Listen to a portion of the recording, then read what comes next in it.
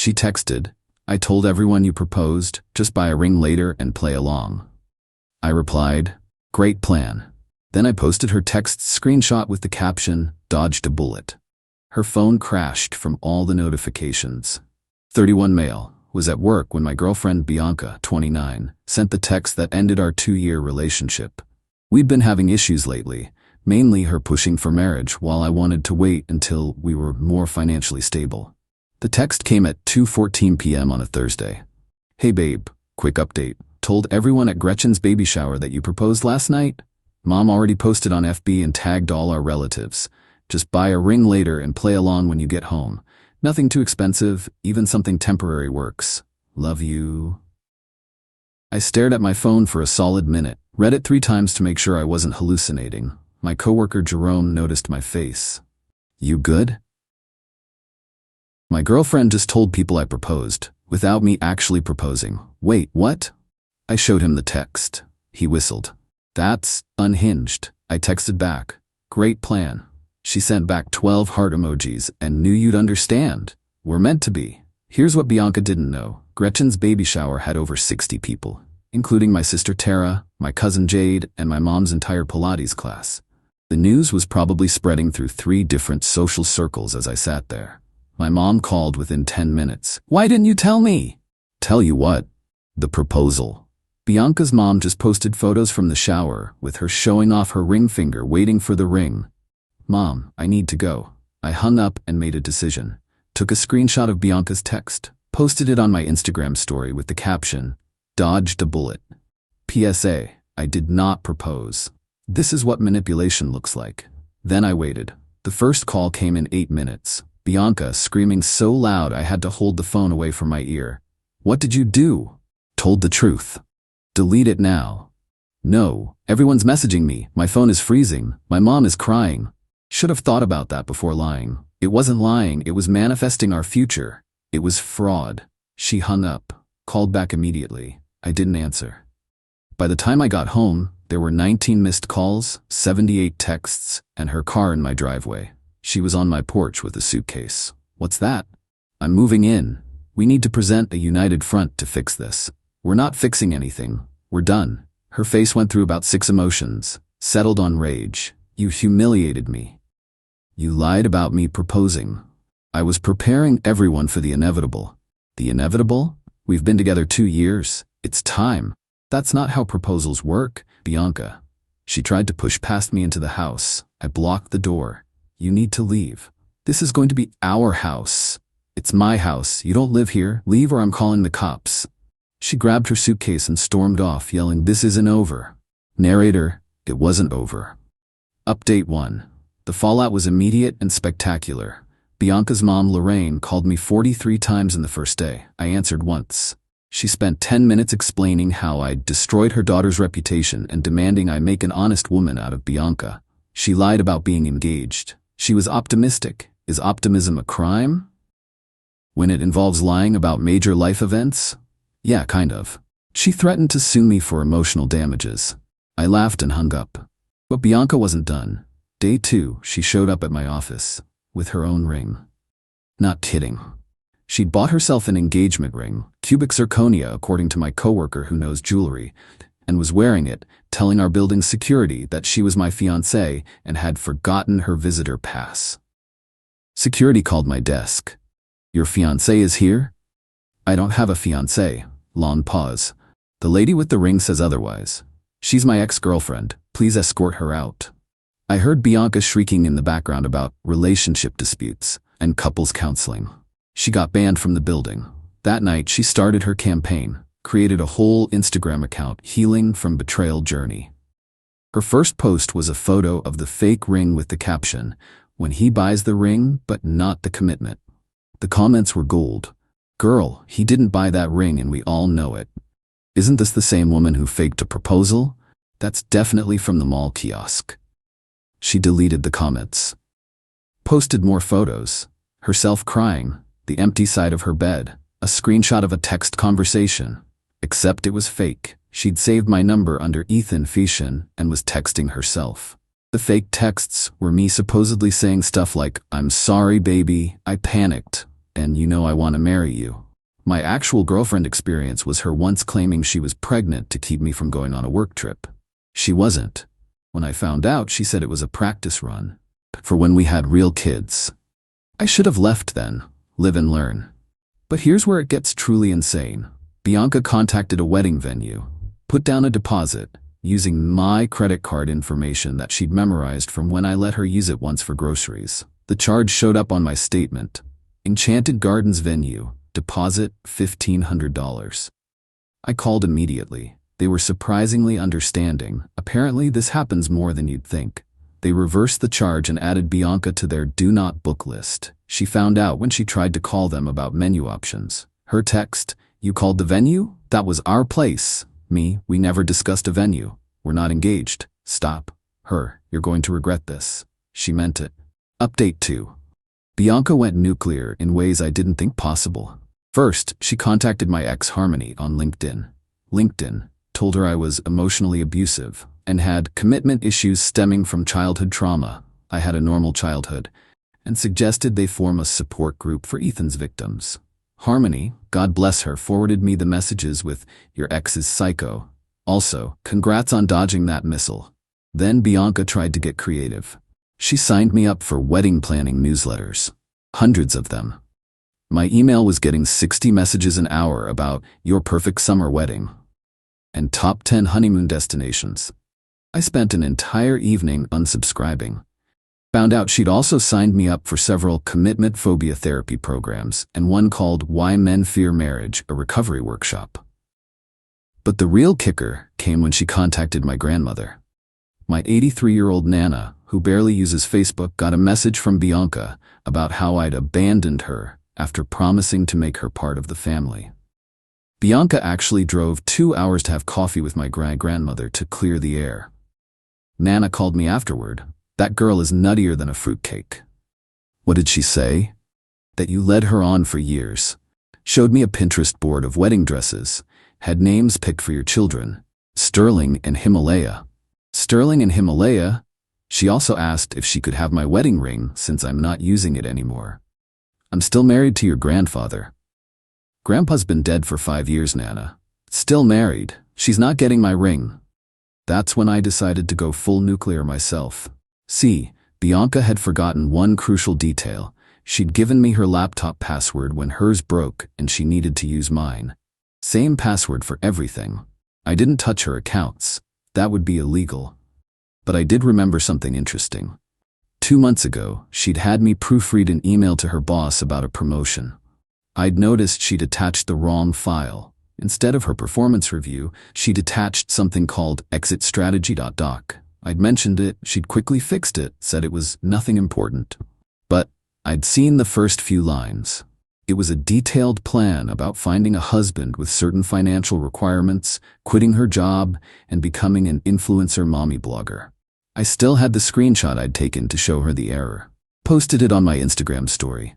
For anyone wondering why she was so desperate for a ring. Timeline goals. The document clearly stated, need ring by 30th birthday, quit job by 31, first baby by 32, sponsored content deals by 33. Her phone didn't crash this time. She'd turned it off after the first 100 messages. Update 3. Bianca's response was to accelerate everything. She announced on Facebook that we were taking a break to work on ourselves, but we're still engaged. Posted old photos of us with captions like, "True love survives everything." And sometimes the strongest couples need space to grow. Her aunt commented, "Didn't he say you faked the proposal?" Bianca deleted the comment. Blocked her aunt. Posted about toxic family members who don't support love. Then she did something that actually impressed me with its audacity. She contacted wedding photographers. Scheduled engagement shoots. Solo engagement shoots. Just her, in a white dress, holding her own hand up to show the fake ring. The photographer, Rick, happened to be someone I knew from college. He messaged me, "Bro, your ex just paid me $500 to take photos of her alone in a wedding dress pretending you're there. I'm scared. Take the money. She's delusional but harmless. She brought a cardboard cutout of you." What? He sent me a photo. Bianca had apparently made a life-size cardboard cutout from our Christmas photos and was posing with it. "This is my job now?" Rick asked. Apparently. The photos ended up on her new website, Bianca's Journey to the Altar. She was selling relationship coaching for $99 per session. Her credentials? Engaged for 2+ years to a commitment-phobic man. I know the struggle. 0 clients, but she kept posting testimonials from fake accounts. You could tell they were fake because they all used the same typing style and excessive exclamation points. Meanwhile, I started dating someone new. Kendra from my running club. Extremely normal, refreshingly sane. When I told her the Bianca story, she laughed so hard she snorted coffee out her nose. Please tell me you kept receipts. Screenshots, recordings, everything. This is better than Netflix. We'd been on 3 dates when Bianca found out. Not sure how, probably stalking my Strava or something. The text from an unknown number. Rebounds never last, baby. I'll wait. Then another. She's not even pretty. Another. Does she know you're afraid of commitment? I showed them to Kendra. She responded from my phone. Hi, Bianca. I'm actually very pretty, thanks. And he seems pretty committed to not dating crazy people, so I think we're good. Bianca sent 18 more texts in rapid succession. We didn't read them. Went for tacos instead.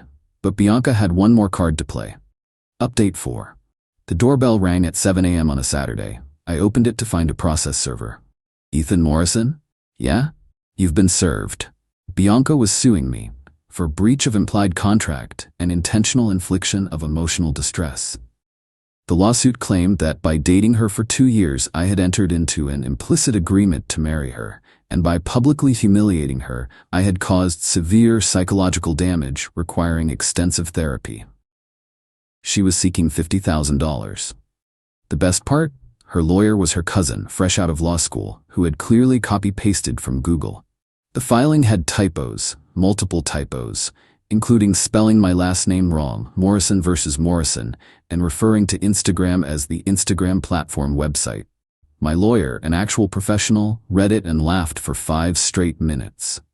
This is the dumbest thing I've ever seen, and I once had someone try to sue their cat. Can she actually pursue this?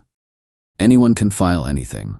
Doesn't mean it'll go anywhere. This'll get thrown out immediately. He was right. The judge took one look at the filing, asked Bianca's cousin if he was serious, and dismissed it with prejudice, meaning she couldn't refile. But the courtroom drama was worth it. Bianca showed up in a white dress, again. The judge asked if she was getting married after court. This is my statement of commitment to the truth, Your Honor. The judge's face was priceless. When my lawyer presented the evidence, the faked proposal text, the fraudulent venue booking, the cardboard cutout photos, the judge actually said, "Ma'am, you need help, professional help." Bianca's response, "I need a husband who honors his commitments." What commitment? He never proposed? He was going to. That's not how the law works. The law should protect women's emotional investments. The judge ordered her to pay my legal fees, $3,000. Outside court, Lorraine was waiting with a camera crew, an actual camera crew. Turns out she'd hired someone to document this for Bianca's reality show pitch. The working title? Bride Without a Groom, Bianca's Story. No network picked it up, but the footage ended up on TikTok. Bianca crying in a wedding dress outside a courthouse became a meme. Someone added the Curb Your Enthusiasm theme. It got 2.8 million views. Final update. It's been 3 months since the court dismissal. Life has moved on beautifully. Kendra and I are still together. She jokes about proposing to me just to see if I have PTSD. I don't. We're taking things slow and normal, like actual adults. Bianca's journey has been different. After the lawsuit failed, she pivoted to being a relationship expert on TikTok. Her series, Why He Won't Commit, has dozens of videos, all using our relationship as examples. Except she changes details to make herself look better. According to her version, we were engaged, but I got cold feet. I was threatened by her success. She works part-time at a boutique. I couldn't handle a strong woman. She left me. The comments are brutal. People found my original post, connected the dots. Every video has someone commenting, "Isn't this the fake proposal girl?" or "Cardboard cutout Bianca." She tried damage control by claiming I was running a smear campaign. Posted a video titled, "My ex created 500 fake accounts to harass me." Plot twist. I don't have TikTok. Never have. The comments were from random people who found the situation hilarious. Last month, she started dating someone new. a guy named Preston she met at a Manifesting Your Soulmate workshop. Within 2 weeks, she was posting about their whirlwind romance and how, when you know, you know. Week 3, she posted a photo of a ring box with "soon" as the caption. Preston commented, "What? We've been dating for 3 weeks." She deleted his comment. He broke up with her via Instagram comment on the same post. "This is exactly what your ex warned me about. I'm out." Turns out Preston had DM'd me asking if the stories were true. I sent him the screenshots, everything. The fake pregnancy, the proposal lie, the cardboard cutout, the lawsuit. His response, "Jesus Christ, thank you." Bianca's response was to create another website, When Men Conspire Against Love. It has a whole section about how Preston and I are secretly friends, we're not, and planned this to hurt her. We didn't. But the ultimate karma came last week. Remember that exit strategy document? Well, Bianca's boss found her website, found her TikToks, found out about her plan to find a rich husband and quit. She got fired. Not for the husband hunting, but for bad-mouthing the company in one of her videos where she said the boutique was beneath her destiny, and her coworkers were jealous of her vision. Her mom called me, to ask if I would consider taking Bianca back now that she's learned her lesson. Lorraine, she held a fake engagement photo shoot with a cardboard cutout of me. She's passionate. She sued me for not proposing. She was hurt. She bought a wedding dress before we were engaged. She's prepared. Goodbye, Lorraine. I blocked the number. Bianca's latest venture is a GoFundMe for rebuilding after narcissistic abuse. She's raised $45, all from her mom. The description claims I manipulated the internet against her and destroyed her reputation with lies. The same description mentions the fake proposal, admitting it was fake, but calling it a manifestation technique that was misunderstood. Someone commented, "So you lied, but it's his fault people found out?" She deleted the GoFundMe the next day. As for me, life is peaceful, drama-free. Kendra and I went to Gretchen's baby's first birthday party last week. The same Gretchen whose baby shower started this whole mess. Gretchen pulled me aside. "I need to apologize. I knew something was off when Bianca announced the engagement. You weren't even there, and she was acting manic. I should have called you." "Not your fault she's unhinged." She asked me to be in her wedding party. For a wedding that didn't exist, had me looking at bridesmaid dresses. We laughed. The whole party laughed. It's become legendary in our social circle. Someone made a drinking game. Take a shot every time someone says proposal, cardboard, or Sterling and Himalaya. We all got pleasantly drunk. Last I heard, Bianca moved to another city for a fresh start. She's already posting about the dating scene there and how men are intimidated by marriage-minded women. Her bio still says, "Future Mrs. Something." Kendra saw it and said, "At least she's not specific anymore." We laughed. We're happy. We're normal. And I will never, ever ignore red flags again. Like when someone says their ex was crazy for wanting normal boundaries, or when they joke about trapping you with pregnancy, or when they start planning a wedding before you've discussed marriage, or when they text you that they've told everyone you proposed when you absolutely didn't. Bullet dodged. Lesson learned. Life upgraded. Edit. Stop asking for Bianca's TikTok. I'm not sharing it. Let her fade into obscurity. Edit 2. To everyone saying I should have pressed charges for fraud, the venue reversed the charge and the legal fees were worth it for the courtroom entertainment. I just wanted her gone. Edit 3. Preston reached out again. He's dating someone normal now. We're not friends, but we follow each other on Instagram. Bianca commented on one of his photos, "Hope she knows you're a commitment phobe too." He blocked her. His girlfriend replied, "He committed to blocking you pretty quick." I liked the comment. Petty? Yes. Satisfying? Absolutely.